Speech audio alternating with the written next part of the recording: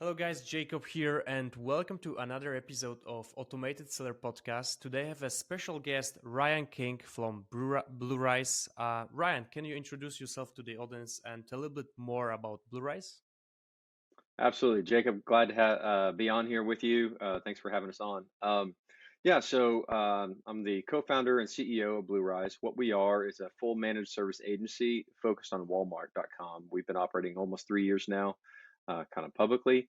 Our background is as Amazon private label sellers as early as 2013. So we gained the experience of learning how to launch and scale brands to the marketplace in the Amazon environment. And over the years, we're watching other marketplaces when we looked at how to diversify, and we realized Walmart was kind of a blue ocean opportunity, but there were limited value added services around it for brands like ours who were looking to diversify. So Mm-hmm. about 3 years ago, we realized it was a good opportunity as Walmart was really making serious strides to build out something that would serve brands in that way. So what we do now, fast forward, is we do full managed services, everything from listing optimization, catalog system mitigation, all those things. And then on the soft skill side, we do a lot of strategy consulting with the brands we manage with. Mm-hmm. And we service third-party marketplace sellers, so traditional native e-commerce brands, typically doing seven figures or more that are looking to diversify to a Walmart marketplace or are already on Walmart. And then the other half of the clients we work with are actually in-store retail brands with Walmart. And that's one of the unique things. It would be similar to vendor relationships at Amazon. Yeah. But what makes Walmart interesting in some ways is there is the strong brick and mortar component. There's truly an omni-channel environment there. And so that's Mm-hmm. been one of the fun elements to explore together with brands. Great, great. I mean, you already started digging deeper into that, but I like it. I like it. So I just wanted to actually follow up on this particular thing. You mentioned that you first started as a brand, right, selling on Amazon, and then pretty much the origin of your business was that you expanded on other marketplaces such as Walmart, and then therefore you started also helping other brands to be there. And that's something I wanted to ask you about. So why should brands think about it, like why Walmart would be a good place for them to expand? Because obviously once you hit a certain threshold, it's good to be on other marketplaces. You shouldn't always rely on one. So why Walmart? Sure, yeah. So there's a lot of potential reasons. And at the core, I think as a brand and there could be bad reasons too. And so it's important to understand why and evaluate if you're ready. But some of the reasons are as you're maturing as a brand in one marketplace and one channel like Amazon, as you've continued to maximize, and in this case, I'm speaking about Walmart or Amazon US, let's say. As you expand and you identify you're ranking for majority of the keywords you want to rank for, you're getting good volume, you have solid supply chain, all those elements, and you're trying to figure out how do I continue to add incremental sales, revenue, and ultimately profitability to our brand. What are the options? What are the levers I can pull? And so some of those might be expanding to other Amazon marketplaces internationally because you understand the Amazon ecosystem, and there's some differences, but relatively lower hurdles, maybe thresholds if you're going internationally to other markets with Amazon. It might be focusing on your D2C site and developing the D2C representation through Shopify, something else. Yeah. Or it might be through Walmart. And Walmart has a greater degree of familiarity in one case because it is a marketplace ecosystem. And so for most brands, they understand the basic strategies and tactics that it takes to perform well in a marketplace environment, but it's a different environment to some degree. So there's some additional learning to do. So if a brand is looking to diversify and grow incremental sales, that's one. Secondly, why Walmart specifically is there's a lot of buzz around, people have been saying it, and I've heard it less over the last year, but certainly the last couple of years, few years, the phrase, it's the Amazon of 2000, insert your early year there, 2009, 2012, 2013. Yeah. The idea was kind of this gold rush mentality of this is a new marketplace. It's growing. I wish I could go rewind the clock on Amazon and start earlier Yeah. before everybody else hopped on. And so there's a bit of that, and there's legitimacy to that. There's the opportunity for building review moats around products and learning, focusing on the marketplace when other brands aren't paying attention. Mm-hmm. We can talk about review opportunities, those kind of things, what the competitive advantages are potentially for a first mover. Still, that environment still exists, but it's different than Amazon of 2012. Mm-hmm. They Mm-hmm. have opened up more to international sellers earlier now than Amazon did in that timeline. Those things. So that's another reason. And then, it's I think it's still legitimately reason. This gold rush also has cooled down a bit, but when people were talking about acquisitions, exiting their brands, Yeah. they realized they could get a higher multiple if they had up to 10% of their revenue coming from a different channel than just Amazon. Oh yeah. Because Oh we yeah. all know, and this plays into another reason, really is ultimately also, and this drives why you might want to diversify and drives higher multiples, all those things, is one of the underlying reasons is de-risking the business. As you realize you may be looking for just incremental sales, or you may be looking for a fail safe. If for some reason sellers have all encountered this, you listing gets pulled down for some reason, or something happens, some black hack tactic takes you down for a while on Amazon, it's good to have multiple streams. And so if you Definitely. can build out those redundancies, even if you approach it from that perspective, all Mm-hmm. those are reasons to consider it. Now, what I'd say is the reason not to is just chase the shiny object. If you've not built out your brand in one significant place and seeing some traction, uh, then it's not. I wouldn't chase two marketplaces at the outset. 100%. We can go further into that in a minute, but yeah. Yeah, yeah. No, no. Those are really good reasons. Specifically, I would say deserve. Oh, it's a hard word. Deserve it. Man, I can't to just be on a multiple places instead of like rely on one platform, right? I think it's very important. Also, we realize that even for us, like as we develop software, we are coming actually from multiple marketplaces, not only Amazon. Like right now, Amazon is our biggest, let's say, source of leads. Like we do a lot of automation around Amazon. However, we would love to explore more into marketplaces like Walmart, because in the end, there's a huge room for improvement and automate things, which we'll talk in a moment. So that's really cool. And here I have a follow-up questions actually regarding Mhm. marketplaces. So for Walmart, is it only in US, like you have one marketplace, or is it also in other countries? They do have other marketplaces right Mm-hmm. now. Walmart US is the primary to focus on. What we would say is, in general, what we've seen right now is for majority of especially native e-commerce brands, if they're well developed on, say, I just use Amazon US as the benchmark because most are familiar with that, and that's where a majority of volume is. If you're well developed on Amazon US, it you can expect, or a good successful benchmark is, and it's broad, and it's this there's obviously a lot of variables that affect this. It could be higher or lower, or it could be right in the middle of this range, but we would say 4 to 12% of your Amazon revenue would be a good target to aim for right now on Walmart Mm-hmm. US. Mm-hmm. Now, when we're talking already, it's just a 10% is great. 5% would be great for a lot of portfolios. But Definitely. if it's in that range, now you take that range, and Walmart Canada is the second largest marketplace for Walmart right now Okay. for .com. Um, Walmart Canada would be about probably 10% of Walmart US. So at that point, you're talking, 1% of what you're doing on Amazon US right now. So you have to answer the question yourself. Is it worth it for me to go to secondary marketplaces, or does it make sense for me to focus on Walmart US? We would say Yeah, yeah. the latter in that case. Got it. And now I wonder also, like, how early are we still like in a Walmart game? Because you mentioned that okay, you may have a brand, you also put it on a Walmart, and then those are higher chances that you sell your brand later to like aggregator. And I wonder, is there in like Walmart space just aggregators that are searching for Walmart brands, or it's more like okay, those aggregators for Amazon brands, but if you have also like your brand across different marketplaces, it's just a benefit. I just wonder if it's how strong Walmart is at the moment regarding this. So yeah, that's a great question. I have not come across aggregators who are specifically looking for Walmart brands. I think, but what I would say is I see aggregators that I've talked with, and we have discussions with several large ones. Um, Many of them are looking at how do they maximize the value of the companies, the brands they are acquiring, And one of the avenues they're actively exploring often is actually going into brick and mortar retail distribution because they realize this is a whole nother revenue stream and a potential high upside if they can crack through to that business model.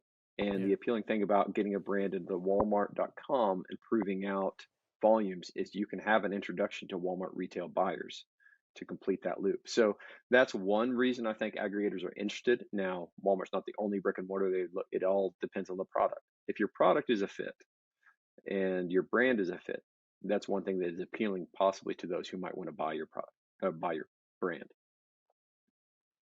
Got it. Got it. Yeah. I think we have similar situation in Europe, but with a company called Kaufland. They started as having just those huge shops where you could buy various of products, and now they actually introduce marketplaces. And I literally have had no idea about that. And now people are really using this opportunity to be there early. I think it's like very similar trend right now, Walmart and Kaufland. If we would speak about also what's going on in Europe, I'm not sure if you are familiar with it, but I'm not as just wanted to familiar on mention. the European side at this point, so I would be speaking largely out of ignorance there. I could speak to Sure. the broad movement, which is simply there has been, I've even heard in the retail space, the conversation is no longer e-commerce and brick and mortar. I'm hearing just the word now. Thought leaders are wrestling with the terms of just, do we just call it commerce? Or Hmm. instead of calling it multi-channel or omni-channel, do we just call it, uh, what's the terminology for this one ecosystem now that has strong influence on one another? And Yeah. so I think brands are wrestling with that. Hmm. Retailers are realizing they have to focus on both because they're seeing that's where the future's headed. Now, a lot of Hmm. retailers are just going to have to experiment. Some will make it, some won't. But yes, that's going to be, it's inevitable in some ways that it's going Hmm. that direction, and how they do it's Sure. the big question. Surely. Okay, that's make yeah fair. And now I wanted to talk about products that are listed, and especially also regarding like sellers, brands. So if we talk about like Walmart customers, like shoppers, what they are buying, is it like one to one what we can see on Amazon, or is it different? Different, and is changing over time. So Hmm. what I've historically said is you can think of an Amazon shopper as largely someone, we've all done this. You're sitting doing something and you realize, man, I wonder if something like that solves this pain point exists. This would really help. It occurred to me, I pull up my phone, you think, I'm going to get that on Amazon. If I search on Amazon, I'll probably find it and I can get it in 2 days. And you're not necessarily as concerned about price. You're used to paying a premium on Amazon or whatever it may be, but and you know how to navigate, you know, it's getting harder because you don't know, is this going to be quality or not, is the big question mark on a lot of these marketplaces. But that's how the Amazon shopper thinks. Um, Whatever popped in my head, I wonder if there's an option for this, and a fairly innovative option for this really is the background to how my mind thinks, and can I get it in 2 days? On Walmart, the shopper is more likely to be thinking, last time I went to Walmart, I remember kind of seeing something like this. Instead of going to the store, I may just order online. And so, while the catalog has grown significantly in the past 2 years, Walmart's pushing heavily to try and grow that breadth and the density of product offerings for e-commerce. It's one of their major value drivers for the next 3 years. They just talked about recently in an investor meeting. Uh, they know they need that assortment. It's grown up to 400 million products now online offered by Walmart. So it's grown significantly. The shopper Hmm. behavior hasn't quite caught up to thinking like they would think on Amazon. So what you're going to see is the difference would be one very concrete example would be, you know, you might think I or a brand might be thinking or found a success with saying, I know I can niche down very niche and I can get a premium price point for bamboo recyclable pour over coffee filter. Hmm. They go really long tail with Yeah. keywords and they get very specific and they can charge a premium because the market is there. On Walmart, you're more likely going to have to compete for coffee filter Okay. because the search volume, the longer tail the search terms go, the search volume drops significantly. And so that's the behavior we see. There's heavier branded search on Walmart because they're searching for, if they're looking for beauty supplies, they're not just saying, I want beauty. They're looking for, I want my Revlon hair curler, whatever Mm-hmm. it might be. So there's heavily brand dominated searches still. It's more price sensitive on Walmart still than Amazon. The one thing I would say is during the recession, what Walmart has seen in growth is the effect of recession has Walmart is capturing more market share of shoppers with net worth of in the U.S. 100,000 U.S. or more, which is a significant signal of the net worth of the shopper. So they're growing in their convenience-based shoppers and higher price tolerance shoppers, and so that's accelerated. So we're going to see probably more price elasticity over time, that higher price points, more premium products, and Walmart's pushing in on Mm-hmm. more premium type products on the marketplace and really trying to test how to get conversion there. But overall, I'd say if your product is very niche and a premium price point, it might be harder right now to sell it on Walmart. Mm-hmm. That's one advice we give. But the other one would be, if it makes sense for you, test and see. Get as much Yeah, as your catalog onto Walmart as you can, because the heroes on Walmart may be very well different than the heroes on Amazon. And if definitely. I'll give one more example. Sorry, I kind of, you can cut me off. I'm going too long-winded. No, no, no. One more It's example fine. Yeah. would be uh, if you have a product, if you've been selling on Amazon for a while and you have a product that's become a little bit more commoditized, maybe on the Amazon side, and it's hard to differentiate because it's more ubiquitous, more common as a product, um, and price point, you have a decent price point, but it's not premium. You might find a second life cycle for that product on Walmart right now, because you can redo what you did on Amazon in the day of outperforming with optimization and ads on Walmart, and gain a second life cycle for those products there in that marketplace. So that's one thing to consider. Mm-hmm. Mm-hmm. That's really great. That's actually what I was thinking. If I would be a seller, and I had success on Amazon, I would definitely retry it on other marketplaces. And like Walmart, since it's growing, it's definitely a right place. I think it's kind of like with the reels. You have reels on TikTok, YouTube, and then what else? Instagram, right? You can upload it, Hmm. and it will always work differently on different like platform. So it's kind of Right. similar. So I like it. Absolutely. And now regarding the seller, let's say you're a brand, you're quite successful right now on Amazon. Like, when is the right timing for you to consider moving to Walmart? I know that you started talking about it in the beginning, but if you could just double down on this answer now.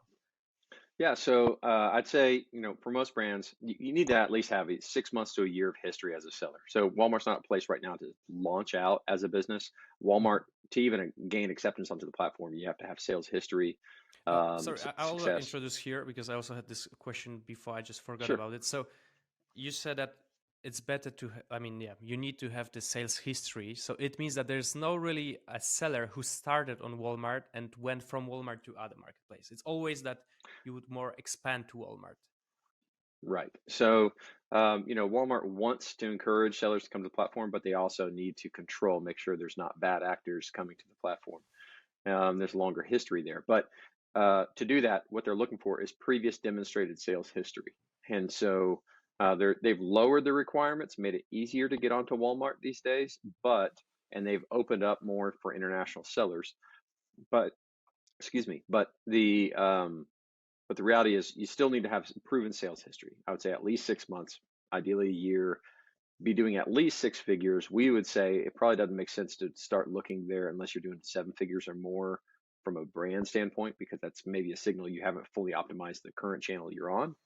Um, but mid to high six figures annually in revenue, uh, 7 figures is a good element if you have more than one SKU, obviously. So Walmart's looking for sales history because they want demonstration of good customer service. Are you a legitimate seller that provides good products with good customer service? They're also looking to add to the assortment, and ideally unique type products. So if it's not just in the Amazon space, you say, the term out there is the Me Too products. If you're just selling another fidget spinner, then they're probably going to look at your catalog of fidget spinners and say, It's not adding anything to the marketplace. Mm-hmm. We may not bring you on. So a breadth of catalog, even if it's 3 to 10 SKUs would be good. You can try with 1 or 2. And then, yeah, if you have either a US-based entity and a US-based EIN, or one thing you can do when you go to the apply link, and we can add this link afterwards, so you can have it in the notes of the podcast here, would be when you apply, you can see the country. There's a country drop down when you put in your business phone number. Any of the countries listed there, they have an option for you to apply as a marketplace seller as well. So publicly, they've talked about UK and Canada and others that can apply directly without having the US-based EIN, but there's another list of countries there that they'll walk you through the application process and how to do so. Let's see, anything else? I think one thing, and this is on the tail end of COVID and all the complications there, but just thinking ahead, do you have supply chain intact? If your primary tentpole business is Amazon or D2C, if you've been struggling to keep in stock consistently there, it wouldn't make sense to go to another marketplace, because if you start succeeding, you're just not going to have the inventory to allocate. So that would be one thing I would look at internally as a brand, saying, are we ready? Do we have the ability to drip feed in? Mm-hmm. Especially since with Walmart fulfillment, and this will be the last thing, and I'll let you kind of redirect if you'd like. On the fulfillment side, Walmart has the equivalent of FBA. They have what they call WFS, very similar in many ways to FBA. One difference would be you cannot do a direct import internationally to the WFS warehouse. So you would have to have a US point of origin for inbound shipments to WFS. So that's something else to consider. If you have the ability to cross dock when you're importing, or if you have a 3PL already in the States, if you're coming from another country to sell, that would be something you would need to consider as well. Got it. Got it. No, that was actually, I wanted to do this follow-up question on that regarding like how exactly this works. Like, is there like fulfillment by Walmart? But you just kind of answered that, so that's really great. And you also started answering kind of my next question, which would be actually like the steps, like what the seller should do right now to start selling on Amazon. On Walmart, and Mm-hmm. also how could your company BlueRyse help with that? Sure, yeah. So let me, I'll pull up the link and I can drop, I don't know if you prefer for me to give it in chat here. I don't know if chat will show up in the recording or if you just want me to give it to you afterwards. I But will I there's a will link introduce to, this in a description in the perfect. YouTube. Well, I'll give it to you afterwards then. There's a link to apply as a marketplace seller to be the first step. And walk through the various steps there. They've streamlined the process to where it's relatively easy to do. They will grant you initial access, and then they'll have business verification. So they just say it's registration as seller registration now. They've even changed the terminology to try and convey, they're trying to make it easier. So register as a seller. They have some back end business verification process steps they have for you. The caution I would give you there is just make sure on any of the documents you submit, double check to make sure the information you're entering about your business entity through the application, as well as the documentation matches. That means addresses, all those things, or spelling errors. The critical point of failure right now in that process is if there is a mismatch in any way there, the registration kind of vetting bots are just quick to automatically reject, and you'll get an automatic, we've reviewed, you're not a fit, and there's no course for appeal at this time. So you'll get those kind of notifications. That doesn't likely mean that you've actually been rejected on merit. That means you've likely just had an issue in your application that the bot rejected. So avoid that, but apply. You'll go through the steps, and at the same time of registration, you're registering now. They made it easier where you're automatically registered for Walmart Fulfillment Services, Walmart Connect, and the seller account all at once. So there's not 3 separate processes anymore. So that's how you'd get started.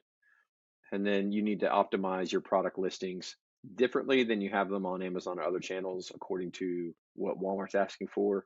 And Mm-hmm. then you can either send inbound inventory in or start selling as a seller fulfilled by connecting in your fulfillment processes you already have, all those elements. As far as what BlueRyse does, we recognize, in short, what we say is we do the heavy lifting with a white glove touch, meaning we understand most brands, just like we did back in the day, would love to investigate going to another, diversifying to another marketplace, but we lacked the deep knowledge at the time to understand how this marketplace operates differently, what are the key ways to get the competitive advantage and maximize opportunity. So what we do is we do all the heavy lifting, we do all the optimization, all those basic foundational button pushing, dial turning, dealing with customer support, all that. But then beyond that as well, what we offer is we do ad management, rich media, which is equivalent of like the A plus content, as well as feature layouts, videos, all that. We host all that. Walmart requires for most of those elements to be hosted by what they call connected content partner and syndicated onto the listings. We'll do all that as well, and then we'll consult on strategy. So we try and make it as painless as possible for people to migrate while they focus on the 80-20 of their business in other ways. Perfect. So you pretty much help from the beginning to actually setting up everything, optimizing all of the products to be put properly on Walmart, and then afterwards you help with growing the brand on Walmart as well. Yeah. Yeah, you That's could say, taking from the tech side of things, you could say basically we operate like a project management team with you and a brand consultant at the same time. So we run yes. our 2-week sprints, trying to test how do we grow market share, all those things, consulting with you the whole time as we go forward. Yeah. Mm-hmm.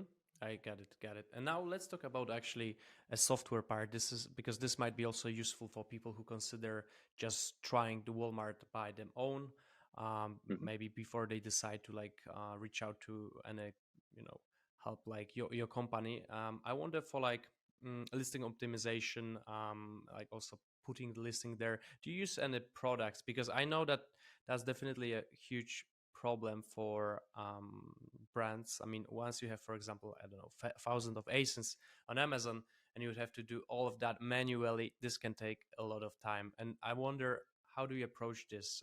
Do you use some software? Is it like already software for Walmart, or are we still in very early stage? There are softwares available. So things like a lot of sellers might be familiar with Helium 10. Helium 10 for product research. They do have their Cerebro and Magnet are the two of the tools that they have in their element, as well as their X-ray extension. All three of those tools they have a Walmart version for. And so depending on your subscription plan, you can do your keyword research if you're trying to identify search volumes. They would claim a 90, I think it was 96, 97% accuracy on search volume there. So that's a decent tool there to be using on the front end. As far as listing optimization, there are several what they call connected content partners, as I mentioned before. One we work with pretty closely is called SKU Ninja. They have a price per SKU model, but they'll do the content management system that syndicates out for the listing quality, as well as different tiers where you can get the rich media, some of those other elements as well. You can do that yourself and certainly work with a software like that.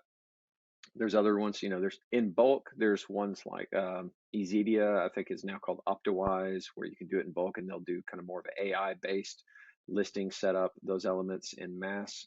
Obviously, that's not necessarily uh, when you go a mile wide, you're maybe still going to get an inch deep. And so the tools that just push content aren't necessarily going to get you the best conversion, all those things. But if that's what you're looking to start with, those several tools there. Mm-hmm. Ad management, Yeah. we've worked with various tools. So PackView is a tool out there that's one of the industry leaders. We work with Perpetua pretty closely. Metrics is another one, or Quartile. All the larger ones that you've heard of are probably doing ad management and have tools for that. Quartile is one that's just purely, they would say, purely AI based. Um, but you can set rules, those things. But bunch of tools there. One thing we've done, and I'll give you the link and you can use the link later as well, is we set up just a real brief, if you're looking to use, everybody has to say chat GPT at least once in Yeah. a podcast these days. So if you're wanting to test that and see how could that help you translate listings, I'll give a link here to a Google Sheet we put together that's part of a Google Sheet that we use with brands that we use internally, but you can experiment with yourself. And basically, you can input your current listing into this sheet, and then using a Chat GPT plugin called Sheet GPT, the first 50,000 tokens are free to use through it, so you can experiment with it and have it rewrite your listing description field is how we have it set up currently based on keywords and those elements. Mm-hmm. And just test. There's some ways you could see pretty quickly how you could, if you have any tech background at all, or just been experimenting with Google Sheets in those ways or anything else, you could pretty quickly see how you could maybe scale from that just using a low tech, relatively low tech sheet, Google Sheet kind of interface. So Yeah. that's one. Let's see. I think that's most of the tools we utilize at the moment. Mm-hmm. There's more and more, but But no, it's still an early stage. Yeah. yeah, specifically, I was interested for like ChatGPT as right now people just to try to use it for everything. But actually, Right. for like listing translation, I thought like this is like the perfect example how you can use that. And if you can just connect it to Google Sheet as you just mentioned, uh, this could just work perfectly because that's what people are really searching for. Um, Hmm. so that's for sure. And now regarding the ad software that you just mentioned, right? You mentioned Data Metrics, Perpetua, and I think one more. I was just wondering, does it work? This it's pretty much the same software that is for Amazon, right? It's no different. It just works for Walmart as well, right? Yes, mostly similar. Now the ads platforms on each site are different. There's Mm-hmm. fewer selections on Walmart right now. Mm-hmm. You basically got sponsored product, and you can run automatic and manual campaigns. It is now a second bid auction, just like Amazon is. So the auction operation works the same way when you're bidding. Um, One major difference would be the importance of relevancy of your listing for the keywords you're trying to advertise on. Walmart emphasizes that more highly than Amazon, and so you can't just spend your way to the top on Walmart. If you're in position 40, let's say organically, and you're trying to bid for position 1 on sponsored product in the search results, if position 15 is bidding at the same price point or cheaper, they may still be awarded that position based on the organic relevancy signal from the marketplace. Mm-hmm. So you just have to realize there's the different ways it will operate, but from a tool standpoint, the tools are fairly similar. You've got sponsored brand, which would be the banner ad across the top. And they just rolled out a closed beta right now. It's a beta program, but video ads are just rolling out. Oh, And there'll be a nice. lot more of that. Walmart Connect is the ads component for Walmart, and Walmart Connect team, that is one of the major drivers for revenue projections for Walmart as a whole. Mm-hmm. They understand That's the more sellers they can get using advertising, the better. So yeah. they are incentivized financially to make sure sellers have a lot of tools to spend money to get their products sold. That's great. But since we actually touch point like the team, I actually wonder because I'm sure you had to contact Walmart team quite often, right, regarding all of the issues or like running your clients' accounts. And I wonder what's the comparison there? Because from our perspective, even from like software size, I'm not talking about managing Amazon accounts, but from software, just the support is, I would say, terrible. Like in order to get something done, ask them for any feedback, it takes ages sometimes to get something done, get any help from Amazon team. I'm sure that it's similar with like when you run just your account, and overall if you have any issue, then it's hard to get any help there. And I don't know what's your experience there, but I wonder what's Walmart's team. It's it's a headache. It's it's inconsistent. I think they're trying, but obviously this is one of those pain points for any marketplace at scale is Hmm. how do they offer timely support with accuracy? So, information exchange, you can reply quickly to somebody, but if you're going to reply accurately, how do you do that and still accomplish it at speed? So we see the same result. We get fast response to tickets, but it's Hmm. highly inaccurate. And we've Yeah. done tests where, we've had one product there's not yet variations, but it's just 4 different listings of same product, 4 different colors. We had the same request for each of those listings. We just decided let's test. So we just sent 4 tickets for 4 different listings with the same exact question. We got 4 different answers, none of which were correct. And so now, granted, that was 6 months ago, which is like light years for e-commerce. So they're Yeah, continuing to work more and more to optimize. We've seen improvements, but it can be difficult. And so the solution still is brute force, just got it. following up, asking again and again.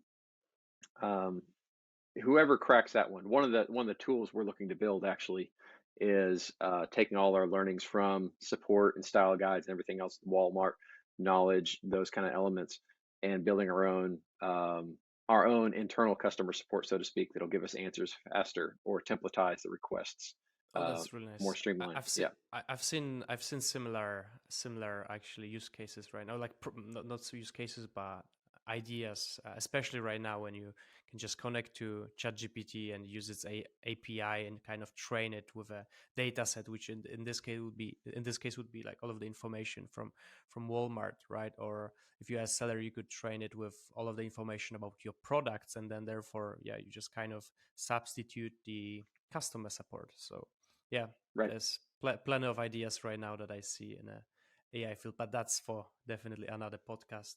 But You're yeah, right. Ryan, I think we covered everything. Thanks a lot for being here. Do you have anything else, like just some last thought or a word for the audience? Yeah, I think it's a valid consideration to be looking at other marketplaces over time. Walmart's most recent investor report suggested they expect a continued growth of 4% year over year for the next couple of years, while Amazon is projected maybe to grow faster than that. Walmart is not losing ground per se as the marketplaces are ranked in the U.S. The trends for e-commerce are only growing. There's not going to be a shrinking on e-commerce. So anybody that's currently selling in e-commerce, whether it's Amazon or anywhere else, or looking to sell, it will continue to be a market that will continue to grow. So it's a good opportunity to explore. The last thing I'd say is it's got to be treated like a business. This is it's not side hustle territory anymore. It's not something that's just a set it and forget it. But if for those who are looking to approach it like business, apply thought to it as a business, and dedicate resource to it in that way, it can be a great mechanism that's highly capital efficient in many ways for a physical product business. Um, and so it's a great opportunity. So if anybody has questions, they can feel free to reach out, and we're happy to talk to them if they need any help. Happy to do that. But Jacob, thank you for having me on. Look forward to continued discussions and those other discussions about AI and all those things. Oh yeah. I like to geek out on that. So look forward to that. Perfect. Thank you, Ryan. And yeah, guys, you can find all of the information about Ryan and BlueRyse in the description. Also, the links that Ryan mentioned in the podcast, yeah, before. So yeah, thanks a lot for watching, and I see you in the next one.